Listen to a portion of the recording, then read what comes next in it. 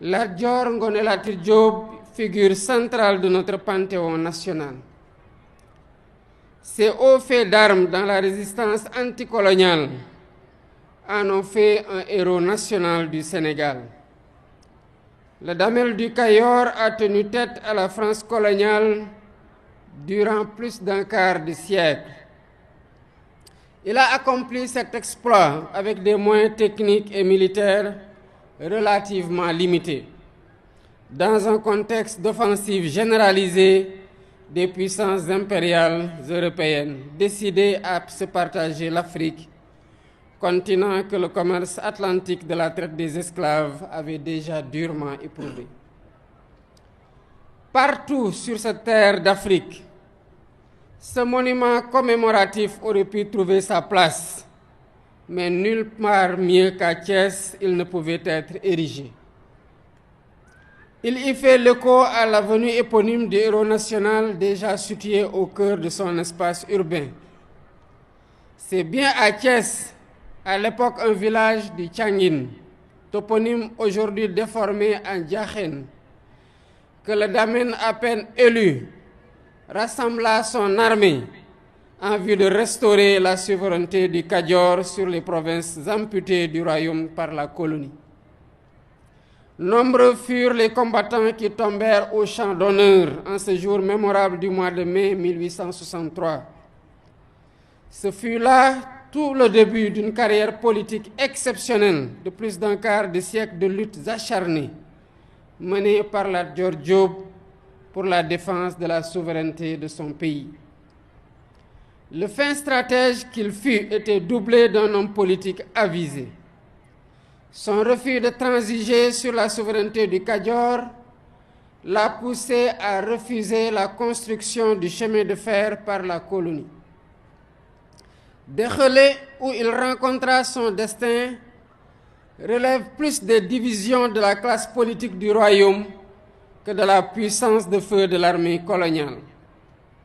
Il y est tombé, les armes à la main, faisant sienne la devise des pros: on nous tue, mais on ne nous déshonore pas.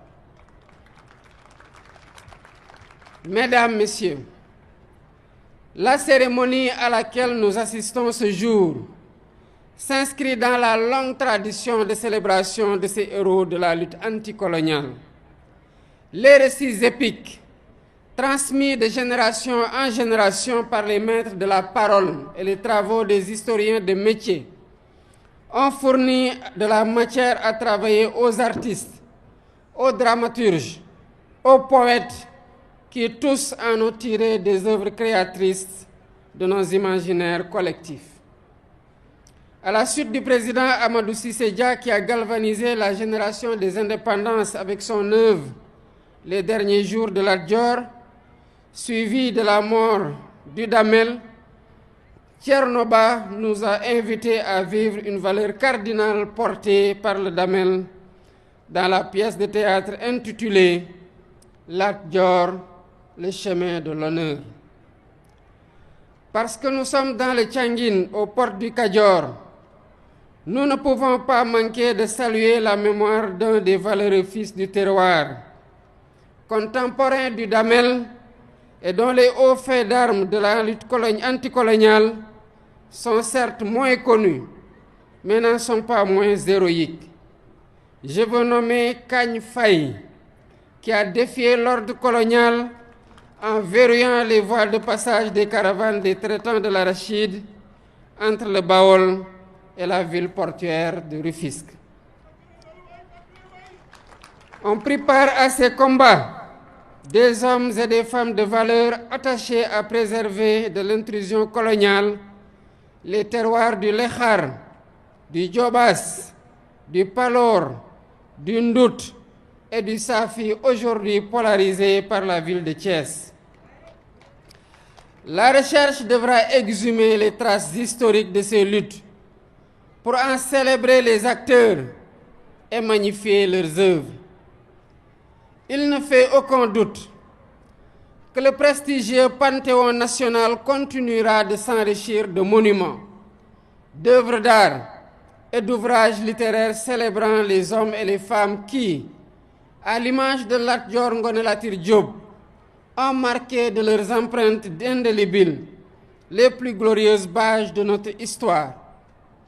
Faire nation, c'est en permanence immortaliser ces vies exemplaires, rappeler à notre jeunesse les valeurs dont elles furent l'incarnation. Mesdames et messieurs, c'est dans la diversité des mémoires des terroirs constitutifs de la nation sénégalaise, ouverte sur l'Afrique, que nous construirons un futur de dignité, de solidarité et de cohésion. L'occasion m'est ainsi donnée d'évoquer quelques-unes de ces vies du passé, comme la figure exemplaire du prince du Waalo, Sidia Ndaté Yalla, qui conduisit une insurrection violente contre la mainmise coloniale dans le pays de ses ancêtres. Il eut la clairvoyance d'appeler à une union de tous les États de la Sénégambie pour résister à l'intrusion coloniale. Quant au Jolof, il nous a donné le Bourba Albouri Seynabou Ndiaye, contemporain, allié et cousin du Damel du Kadior que nous célébrons ce matin. Pendant plus de 10 ans, le lion de Yang Yang a toujours répondu présent là où l'appelait le devoir. Ainsi, il prit part à la grande coalition que fut la Ligue Tidjane, aux côtés de Saher Matiba, l'héritier de l'Almami du RIP, de Mamadou Lamine Dramé du Bundu et d'Abdoul Bokar Khan, le grand électeur du Bosseya, émir du Fouta, pour opposer la plus vive résistance à la poussée impérialiste. L'occasion m'est également donnée de saluer ici la mémoire du premier sultan de Dosso, Maïdana Hamadou Seydou Djermakoy. Au cours de son magistère, il a érigé dans l'enceinte de la grande mosquée de Dosso une sépulture digne du fils du Jolof. Ce faisant, il a posé un acte digne de son précoce engagement panafricain qui fait écho à celui du roi du Jolof, mort en terre nigérienne. Ces deux destins, celui du Bourba Jolof et celui de Djermakoy, incarnent à suffisance les idéaux du panafricanisme qui doivent nous inspirer dans nos actions quotidiennes. C'est de ce Gabou que partirent 5 siècles auparavant les Guelwaars fondateurs des États du Sine Saloum. La symbiose qui s'est forgée alors entre ces migrants venus du sud et les lamans du pays sérère a donné naissance à de fortes valeurs d'abnégation au travail, de droiture, d'humilité, de courage, de respect de la parole donnée et d'ancrage aux meilleures traditions ancestrales. Nous avons un bel exemple illustratif de ces valeurs avec le fameux témoignage en faveur de Cheikh Ahmadou Bamba, apporté par le Boursine Commandofène au péril de son pouvoir, voire de sa vie, pour éviter au Cheikh un second exil. Parti du Firdou, sous domination du même Gabou, inspiré par Cheikh Oumar Tall, Alpha Molo Baldé a libéré le Fouladou avec le drapeau de l'islam.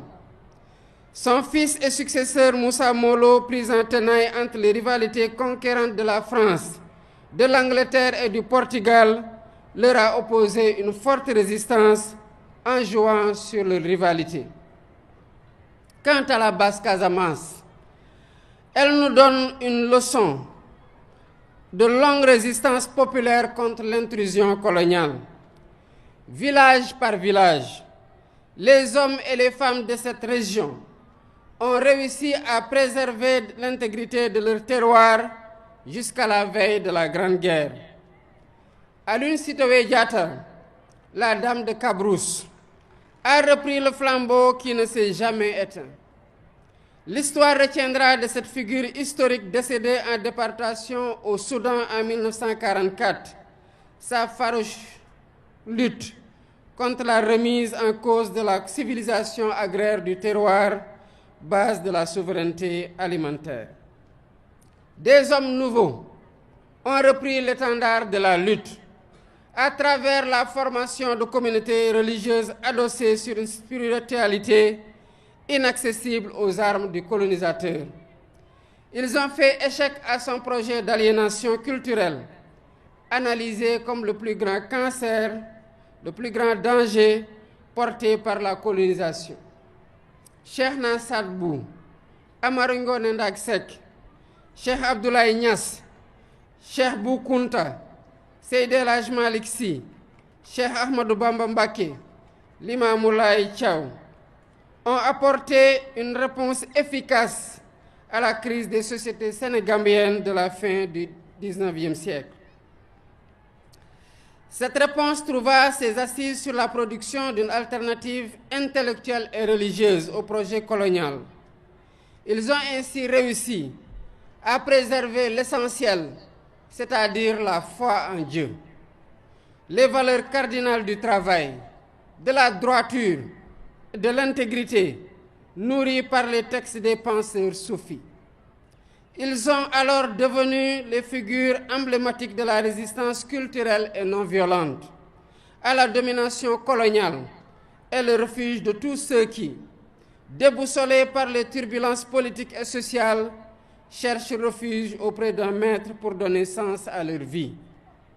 Cet héritage se perpétue de génération en génération dans les daras, appelés à entrer en symbiose avec l'école attendue de la réforme à venir du système éducatif sénégalais.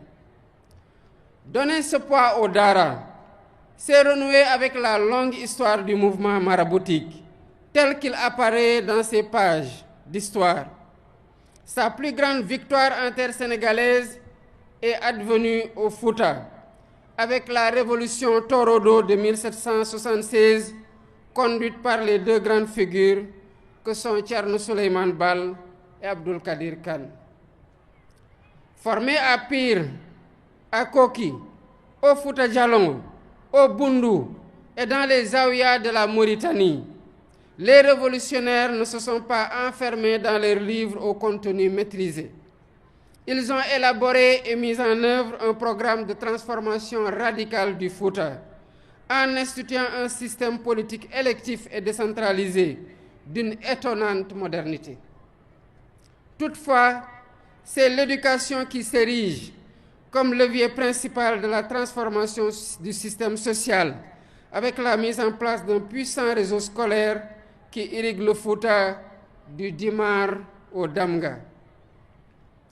L'État, comme les collectivités locales, ont pour mission d'enseigner et de faire connaître ce long héritage, dans toute sa complexité, pour inspirer les politiques de transformation de notre société. Mesdames et messieurs, l'initiative du maire Babacar Diop est à citer en exemple à tous les édiles des collectivités locales qui, en cohérence avec l'État, auront à concevoir et mettre en œuvre une politique novatrice de soutien aux industries culturelles.